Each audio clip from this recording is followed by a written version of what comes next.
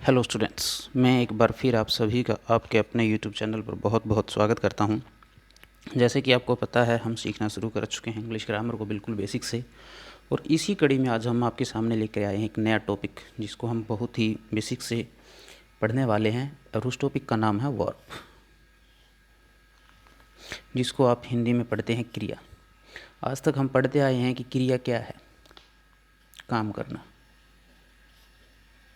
Sentence में जो काम हो रहा है वो क्रिया है। इट्स मीन्स वर्ब क्या है, एक्शन। जो एक्शन हो रहा है वाक्य में, वो वर्ब है। उसके अलावा हम पढ़ते आए हैं वर्ब की तीन फॉर्म्स होती हैं, Y1, Y2, Y3। इतनी सब चीज़ें हम पढ़ते आए हैं नॉर्मली क्लासेस में। लेकिन आज हम वर्ब को बिल्कुल वाइड रूप से पढ़ने वाले हैं। पूरा जो कंसेप्ट है वो हम पढ़ने वाले हैं, क्योंकि वर्ब सिर्फ एक्शन नहीं है और ना ही वर्ब सिर्फ थ्री फॉर्म्स में सिमट जाता है। इस टॉपिक को पूरा अच्छे से बेसिक से और वाइड रूप से पढ़ने के लिए आपको चाहिए एक चार्ट, और वो चार्ट है ये। दिस इज़ द चार्ट जो आपको वर्ब को अच्छे से पढ़ने के लिए चाहिए। तो सबसे पहले हम बात करें अगर वर्ब की, वर्ब क्या है? वर्ब डूइंग है। डूइंग मीन्स एक्शन है। जो काम हो रहा है वो वर्ब है, दैट्स राइट। लेकिन उसके अलावा वर्ब क्या है? हैपनिंग है। कोई भी इवेंट अगर हो रहा है, कोई भी घटना अगर हो रही है, वो भी क्या है? वर्ब है। उसके बाद वर्ब स्टेट है, किसी की अवस्था, वो क्या है? वर्ब है।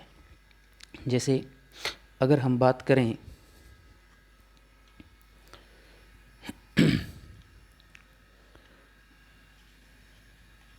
Ram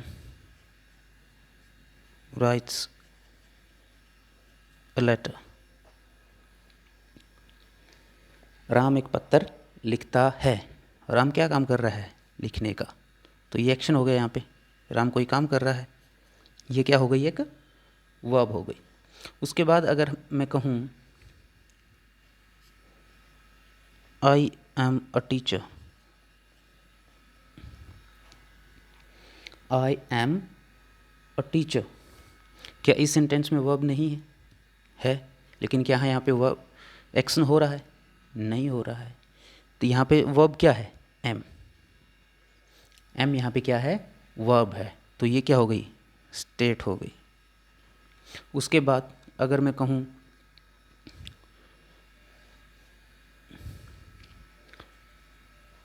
the sun sets in the west, कि जो सूर्य है वो पश्चिम में अस्त होता है। ये क्या है? एक हैपनिंग है, एक घटना है जो हर रोज़ होती है। तो वर्ब सिर्फ एक्शन नहीं है। वर्ब क्या है? एक्शन है, स्टेट है और हैपनिंग है। उसके बाद अगर हम वर्ब को कैटेगराइज करें तो वर्ब को हम मेनली दो तरीक़ों से कैटेगराइज कर सकते हैं। सबसे पहले अगर हम उसका पार्ट बनाएं तो वो बनता है फाइनाइट वर्ब्स, और दूसरा बनता है non finite verbs. First is finite verbs, second is non finite verbs. अब अगर हम बात करें फाइनाइट वर्ब्स और नॉन फाइनाइट वर्ब्स की, तो वो क्या होते हैं?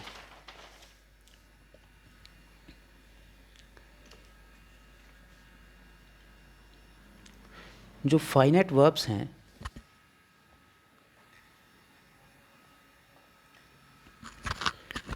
जो फाइनाइट वर्ब्स है वो क्या होते हैं? ये जो वर्ब्स है ये टेंस, नंबर या पर्सन, इनके साथ क्या होते हैं? चेंज हो जाते हैं। और जो नॉन फाइनाइट वर्ब्स हैं वो क्या है? उनके ऊपर ना टेंस का फ़र्क पड़ता है, ना नंबर का, ना पर्सन का, वो चेंज नहीं होते हैं, वो एज इट इज़ रहते हैं। चाहे कोई भी टेंस हो, कोई भी सब्जेक्ट सिंगुलर है, प्लूरल है, फेमिनिन है, कुछ भी है, तो वहाँ पर उनके ऊपर उनका कोई फ़र्क नहीं पड़ता है। जैसे अगर हम एक सेंटेंस देखें, they have decided to move to Delhi, they have decided to move to Delhi, कि उन्होंने डिसाइड कर लिया है कि वो मूव करेंगे कहाँ, दिल्ली। ठीक है, तो यहाँ पे एक तो वर्ब यहाँ पे ये है और एक वर्ब ये है, क्योंकि मूव भी एक वर्ब है और डिसाइड भी एक वर्ब है। अब अगर हम नेक्स्ट सेंटेंस देखें, ही हैज़ डिसाइडेड, यहाँ पे हैव डिसाइडेड था, यहाँ पे has decided to move to Delhi. अब यहाँ पे हैव डिसाइडेड था, क्यों? क्योंकि यहाँ पे जो सब्जेक्ट था वो हमारा प्लूरल था। यहाँ पे हैज़ डिसाइडेड है क्योंकि यहाँ पे हमारा जो सब्जेक्ट है वो सिंगुलर है।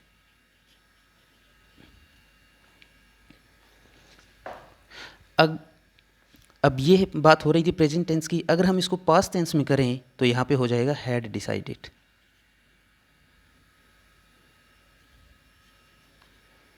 यहाँ पे क्या हो जाएगा, हैड डिसाइडेड। तो फिर से ये जो वर्ब है ये चेंज हो जाएगी। ठीक है, उसके बाद अगर हम देखें, जो टू मूव है इसके ऊपर कोई फ़र्क नहीं पड़ रहा है।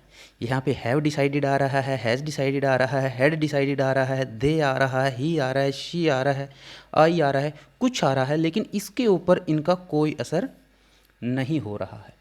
तो ये जो हमारी है ये होने वाली है फाइनाइट वर्ब, और ये जो हमारी होने वाली है ये है हमारी नॉन फाइनाइट वर्ब। एक और एग्जांपल अगर हम देखें,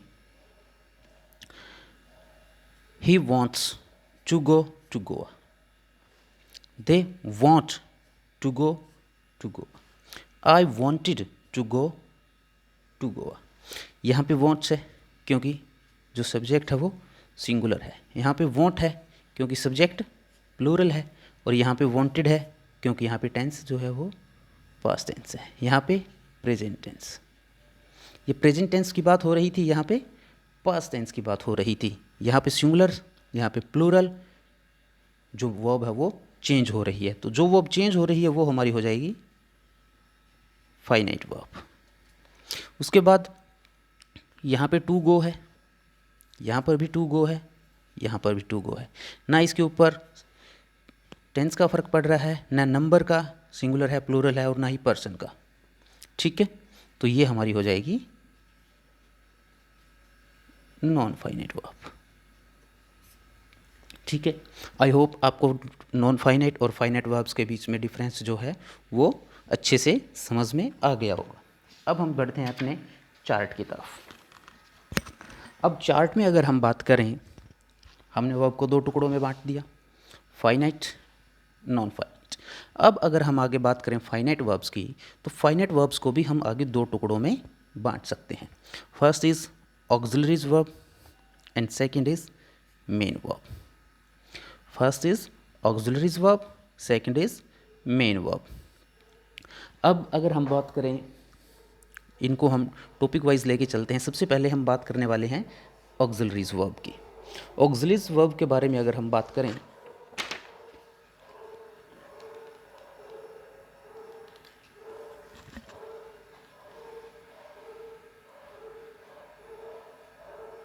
जी, सबसे पहले जो ऑक्सिलरीज वर्ब है वो क्या है, इनको हम बोलते हैं हेल्पिंग वर्ब। ऑक्सिलरीज वर्ब को हम हेल्पिंग वर्ब भी बोल सकते हैं। काम क्या होता है, सबसे पहले तो जो हेल्पिंग वर्ब्स है वो क्या करती है, मुख्य क्रिया जो हमारी मेन वर्ब है उसकी हेल्प करती है। ठीक है, और मुख्य क्रिया से पहले आता है, हमेशा मेन वर्ब से पहले आएगा। उसके बाद ये वाक्य में हो भी सकता है और नहीं भी हो सकता। ऑक्सिलरीज वर्ब्स के बिना भी सेंटेंस कंप्लीट सेंस अपनी दे देता है। ये इसका होना या ना होना कोई ज़रूरी नहीं है कि इसके बिना सेंटेंस नहीं बनेगा। ये हो या ना हो, सेंटेंस अपनी सेंस दे देगा। तो नंबर एक तो ये सहायता करता है हेल्पिंग वर्ब है, मेन वर्ब से पहले आएगा, मेन वर्ब के बाद में नहीं आएगा, हमेशा पहले आएगा, और वाक्य में हो भी सकता है और नहीं भी हो सकता, कोई ज़रूरी नहीं है। ठीक है, अब हम ऑक्सिलरीज वर्ब को आगे दो पार्ट्स में डिवाइड कर सकते हैं। First is primary auxiliaries verb and second is modals. First is primary auxiliaries verb and second is modals. अब अगर हम बात करें प्राइमरी ऑक्सिलरीज वर्ब्स की, तो ये क्या है, ये हेल्पिंग वर्ब और मेन वर्ब दोनों का काम करती हैं। हेल्पिंग वर्ब का भी काम करती हैं और मेन वर्ब का भी काम करती है। जैसे इनके कुछ एग्जांपल्स यहाँ पे लिखे हैं, डू, बी, हैव। इन डू, बी और हैव के लिए हम आपको एक स्पेशल वीडियो में इनको पूरे अच्छे से डिटेल्स में समझाएंगे। फिलहाल हम एक एग्जांपल्स देख लेते हैं। जैसे आई डू माई होमवर्क। इस सेंटेंस में अगर हम बात करें, मैं अपना काम करता हूँ, ये जो डू है ये as a main verb use हो रही है। इसी को, ये एक सिंपल सेंटेंस है, इसको अगर हम नेगेटिव सेंटेंस में चेंज कर दें, आई डोंट या do not do my homework,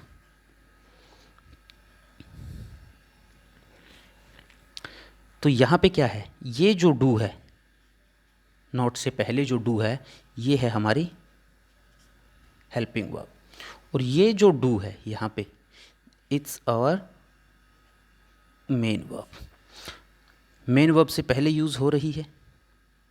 ठीक है, सेंटेंस में है तो वाक्य की सेंस अच्छी सही निकल रही है। यहाँ पे सेंटेंस में नहीं है, लेकिन फिर भी जो सेंटेंस है उसकी सेंस निकल रही है। ठीक है, यहाँ पे जो इसका काम क्या है, ये जो मेन वर्ब है उसका टेंस बता रही है कि ये प्रेजेंट टेंस है। तो क्या कर रही है, ये जो अपनी मेन वर्ब है उसकी हेल्प कर रही है। ठीक है, उसके बाद अगर हम बात करें मोडाल्स की,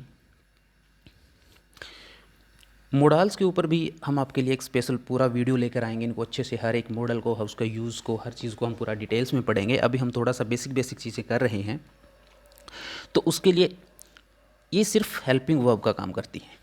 मॉडल्स कभी भी मेन वर्ब के रूप में नहीं आएंगी। ठीक है, तो इन्हें एक मेन वर्ब की ज़रूरत होती है।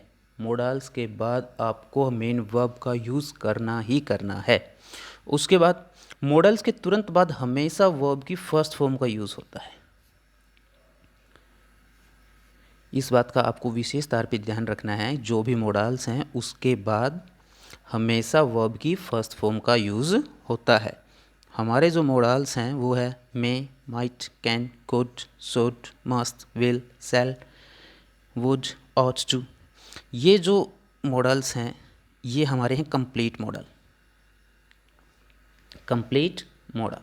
उसके बाद need, dare and used, used to, ये जो हमारे हैं इन्हें हम बोल सकते हैं partial modals, partial modal, and these are complete modal। इनके बारे में भी हम जब मॉडल्स का पूरा चैप्टर करेंगे उस टाइम पे पूरा डिटेल में बात करेंगे। तो ऑक्सिलरीज वर्ब को हम दो टुकड़ों में बांट सकते हैं, primary auxiliaries verb and models. उसके बाद जो प्राइमरी ऑक्सिलरीज वर्ब होगी वो हेल्पिंग वर्ब और मेन वर्ब दोनों का काम करेंगी, और जो मॉडल्स होंगे वो सिर्फ हेल्पिंग वर्ब का काम करेंगे। ठीक है, इनको मेन वर्ब की ज़रूरत पड़ेगी और इनके तुरंत बाद आपको वर्ब की फर्स्ट फॉर्म का यूज़ करना है। ये हमारे मॉडल्स हैं, ये हमारी प्राइमरी ऑक्सिलरीज वर्ब है, और इन कैसे ये मेन वर्ब और हेल्पिंग वर्ब का यूज़ करेगी वो हमने एग्जांपल्स के थ्रू समझ लिया है। उसके बाद अगर हम अपने चार्ट पे वापस आते हैं यहाँ पे, तो ऑक्सिलरीज वर्ब को हमने दो टुकड़ों में बांट लिया, primary auxiliaries verb and models. उसके बाद अगर हम बात करें मेन वर्ब का, उसके बाद अगर हम बात करें मेन वर्ब का, जैसे ऑक्सिलरीज वर्ब क्या थी, हेल्पिंग वर्ब, ये क्या कर रही थी, हेल्प कर रही थी।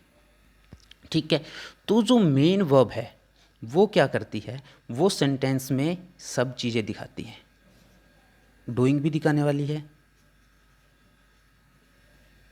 हैपनिंग भी दिखाने वाली है और स्टेट भी दिखाने वाली है। क्योंकि इसका अगर हम हिंदी में नाम देखें तो वो होता है मुख्य क्रिया।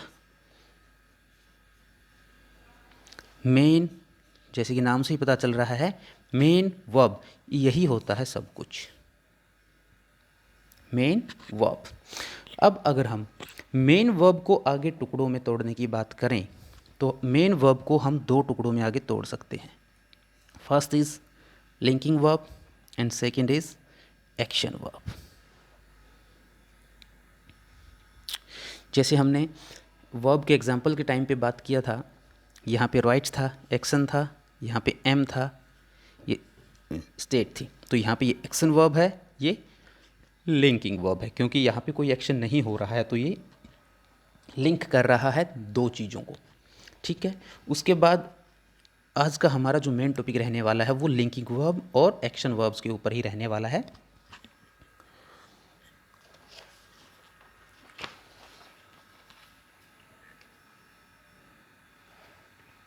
अब अगर हम बात करें linking verbs,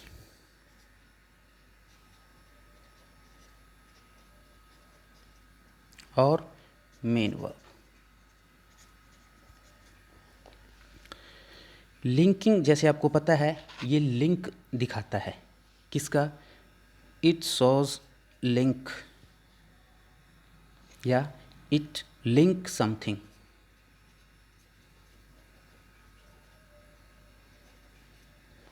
sorry, main verb नहीं, एक्शन वर्ब, क्योंकि मेन वर्ब को ही तो हम आगे दो टुकड़ों में तोड़ रहे हैं।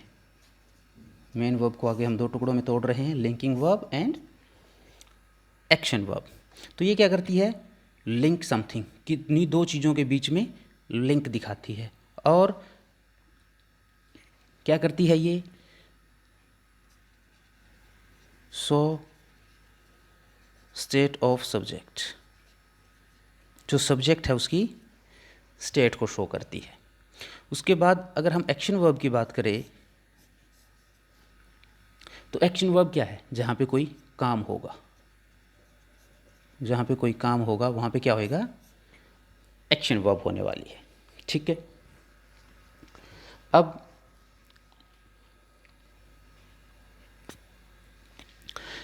जहाँ पे हमारी लिंकिंग वर्ब होने वाली है वहाँ पे हमें देखने को मिलने वाला है subject complement.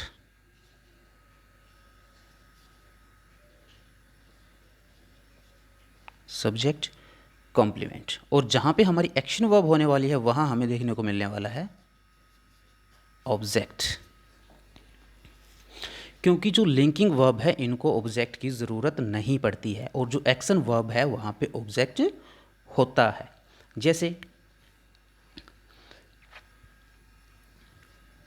I am a teacher,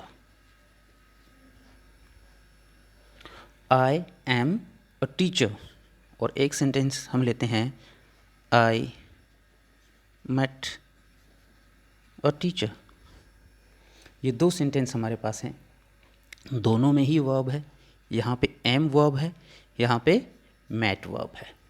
लेकिन ये जो एम है, ये जो एम है, ये क्या कर रहा है, ये इन दोनों चीज़ों को जोड़ रहा है, इन दोनों के बीच में लिंक दे रहा है। जैसे जो सब्जेक्ट है आई, वो क्या है, टीचर है, मतलब टीचर और आई दोनों एक ही बंदा है। आई एंड टीचर दोनों क्या है, एक ही व्यक्ति है। ठीक है, तो ये जो वर्ब के बाद यहाँ पे आ रहा है, जैसे हम नॉर्मल अगर इंग्लिश में बात करें कि सेंटेंस का स्ट्रक्चर क्या होता है, तो हम बात करते हैं subject plus verb plus object. इस पैटर्न की हम बात करते हैं। तो इसका मतलब वर्ब के बाद जो आ रहा है वो ऑब्जेक्ट है, वर्ब के बाद जो आ रहा है वो ऑब्जेक्ट है। लेकिन क्या यहाँ पर टीचर ऑब्जेक्ट है, नहीं, ये क्या है, ये है सब्जेक्ट का कॉम्प्लीमेंट। जो सब्जेक्ट को कंप्लीट कर रहा है। I am a teacher. उसके बाद अगर हम बात करें यहाँ पे आई मेट अ टीचर, तो यहाँ पे जो टीचर है वो एज ऑब्जेक्ट है। क्यों? क्योंकि यहाँ पे जो सब्जेक्ट है आई, उसने कुछ काम किया, उसने कोई एक्शन किया। क्या एक्शन किया? वो मिला, मिलने का काम किया, मिलने का एक्शन किया। अब मिला किससे? उसका जो एक्शन है उसका प्रभाव किस पे पड़ा? टीचर पे। तो ये जो टीचर यहाँ पे है ये एज ऑब्जेक्ट यहाँ पे आया हुआ है। तो ये होती है हमारी लिंकिंग वर्ब और ये होती है हमारी एक्शन वर्ब। अब जो हमारी लिंकिंग वर्ब है उनमें सबसे मेन जो हमारी होती है वो होती है वर्ब बी। बी के जितने भी रूप हैं, is, am, are, was, were, been, being, ये सारे के सारे एज अ लिंकिंग वर्ब काम करते हैं। ये सारे के सारे एज लिंकिंग वर्ब काम करते हैं। उसके बाद एक ही वर्ब लिंकिंग वर्ब है या मेन वर्ब है, इस बात को हम कैसे पहचानेंगे? उसके लिए जैसे मैं दो एग्जांपल्स आपके सामने लिखता हूँ।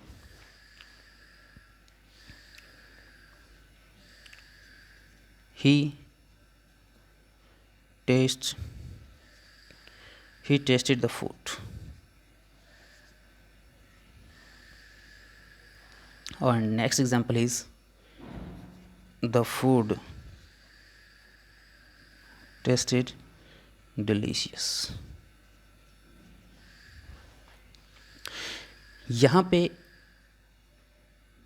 दोनों ही जगह पे सेम वर्ब है। अब कौन सी वर्ब एक्शन वर्ब है और कौन सी वर्ब लिंकिंग वर्ब है, इस बात का अगर हमें पता करना है तो हमें क्या देखना है? हमें देखना है कि जो वर्ब है वो काम क्या कर रही है। यहाँ पे क्या है? ही टेस्टेड, उसने क्या किया? खाने को टेस्ट किया, मतलब उसने कोई ना कोई एक्शन किया और उस एक्शन का प्रभाव किस पे पड़ा? क्या टेस्ट किया उसने? फूड। या फिर अगर इससे भी सिंपली आपको कुछ चाहिए तो दोनों चीज़ों को देखिए, वर्ब के आगे और पीछे जो जो हैं उनको देखिए। अगर वो दोनों चीज़ें सेम हैं तो जो वर्ब है वो लिंकिंग वर्ब है, अदरवाइज वो एक्शन वर्ब है। ही द फूड, क्या इन दोनों के बीच कोई कनेक्शन बैठ रहा है? क्या ही द फूड है? नहीं। तो यहाँ पे क्या है? ये एक्शन वर्ब है। उसके बाद अगर हम सेकंड सेंटेंस देखें, द फूड टेस्टेड डिलीशियस, जो खाना है वो बहुत स्वादिष्ट है। अगर हम यहाँ पे देखें द फूड एंड डिलीशियस, पे जो फूड है वही तो डिलीशियस है, जो डिलीशियस है वो कौन है? फूड है। तो दोनों एक ही चीज़ है। यहाँ पे जो डिलीशियस है वो क्या काम कर रहा है? फूड को कॉम्प्लीमेंट देने का, कॉम्प्लीमेंट देने का काम कर रहा है। और जहाँ पे सब्जेक्ट कॉम्प्लीमेंट का यूज़ हो रहा है वो क्या है? लिंकिंग वर्ब है। आई होप आपको ये कंसेप्ट अच्छे से समझ में आया होगा। उसके बाद अगर इससे भी आसान तरीके से आपको समझना है कि ये कौन सी वर्ब है, उसके लिए आपको क्या करना है? आपके पास जो सेंटेंस दिया है, जैसे ही टेस्टेड द फूड या द फूड टेस्टेड डिलीशियस, यहाँ पे आपको क्या करना है? वर्ब की जगह पे बी का कोई भी फॉर्म रख के देखना है, कोई भी फॉर्म रख के देखना है। जैसे पहले सेंटेंस में अगर हम बी का फॉर्म इज रखें, ही इज़ द फूड, क्या इस सेंटेंस का कोई सेंस बन रहा है? नहीं बन रहा है। अगर सेंटेंस का सेंस नहीं बन रहा है, that is action verb, that is action verb. उसके बाद अगर हम दूसरे सेंटेंस में रख कर देखें, sorry, the food is delicious, the food is delicious, क्या सेंटेंस की सेंस बन रही है? बिल्कुल बन रही है। अगर सेंटेंस की सेंस बन रही है, दैट इज लिंकिंग वर्ब। इसका मतलब जो सब्जेक्ट है उसका सब्जेक्ट कॉम्प्लीमेंट के साथ लिंक बन रहा है। तो इस तरह से आप किसी भी सेंटेंस में लिंकिंग वर्ब और एक्शन वर्ब को पहचान सकते हैं। आई होप कि हमारा आज का जो कंसेप्ट था, मेन कंसेप्ट था, वो आपको समझ में आया होगा। उसके बाद अगर हम दोबारा अपने चार्ट की तरफ बढ़ें तो हमने लिंकिंग वर्ब्स के बारे में जाना और एक्शन वर्ब्स के बारे में जाना। अब हमारी जो एक्शन वर्ब्स हैं उनको अगर हम आगे बढ़ें तो उनको भी हम दो टुकड़ों में बांट सकते हैं। कैसे? First is transitive verb and second is intransitive verb. एक जो मेन बात मैं आपको बतानी भूल गया वो ये है कि जो लिंकिंग वर्ब्स हैं उनके बाद एडजेक्टिव का यूज़ होता है। उनके बाद एडजेक्टिव का यूज़ होता है। जैसे हमने सेंटेंस किया था, he tested the food tested delicious. तो यहाँ पे जो डिलीशियस है वो एडजेक्टिव है, मतलब जो सब्जेक्ट को कॉम्प्लीमेंट कर रहा है, उसकी विशेषता बता रहा है, वो एडजेक्टिव है।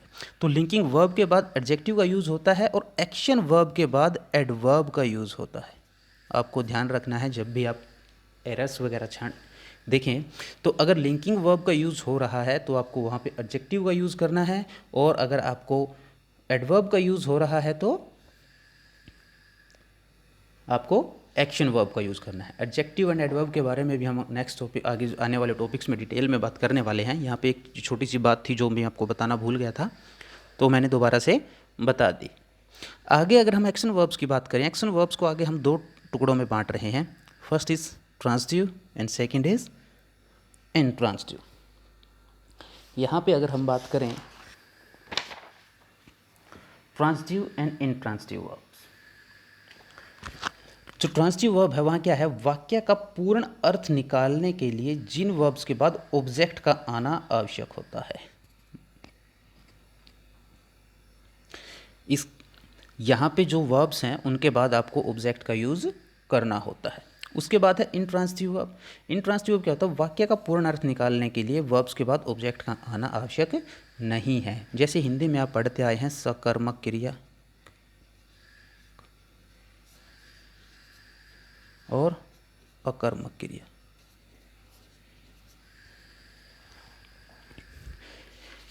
तो जहाँ पे कर्म या ऑब्जेक्ट होता है वो हमारी होती हैं ट्रांजिटिव, और जहाँ पे कर्म नहीं होता है वो हमारी होती है इनट्रांजिटिव। मतलब ट्रांजिटिव विद सब ऑब्जेक्ट और इनट्रांजिटिव विदाउट ऑब्जेक्ट।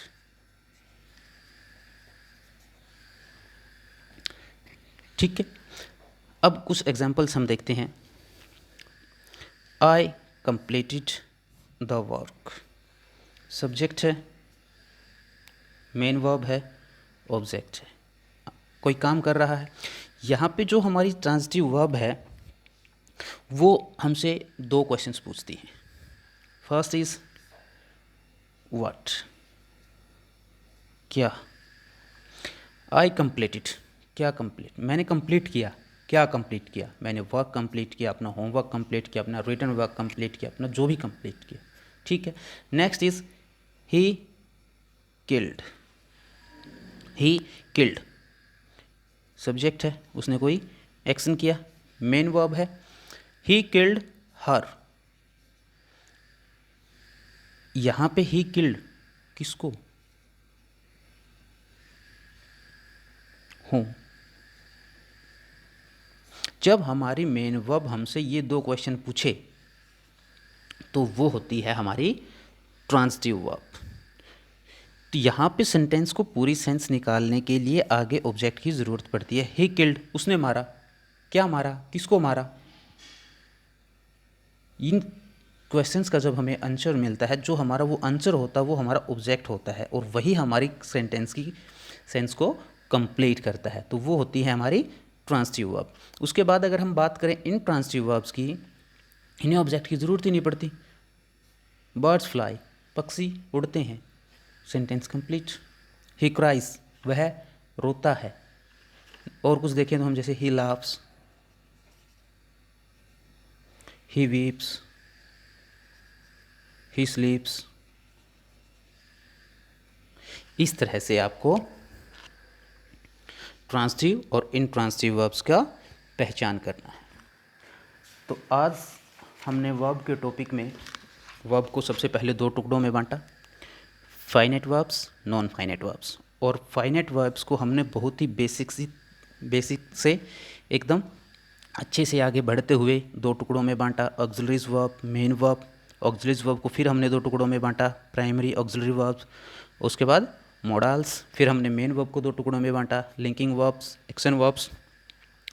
फिर हमने लिंकिंग वर्ब्स और एक्शन वर्ब्स के बीच में दोनों में डिफरेंस ढूंढा। उसके बाद जैसे लिंकिंग वर्ब्स के बाद हमें एडजेक्टिव यूज़ करना है, एक्शन वर्ब के बाद हमें एडवर्ब यूज़ करना है, और लिंकिंग वर्ब्स को हमें कैसे पहचानना है, एक्शन वर्ब को हमें कैसे पहचानना है, उसके बारे में हमने अब काफ़ी डिटेल से और बेसिक से पढ़ा।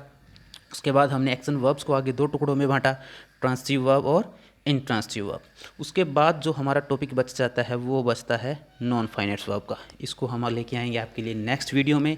आशा करते हैं आज आपने वर्ब के टॉपिक को काफ़ी अच्छे से समझा होगा और आपको हमारा टॉपिक पसंद आया होगा। तो मिलते हैं आपसे नेक्स्ट वीडियो में नॉन फाइनाइट वर्ब्स के साथ, ऐसे ही बिल्कुल बेसिक से, बिल्कुल वाइड रूप से चीज़ों को समझते हुए। तब तक के लिए थैंक यू।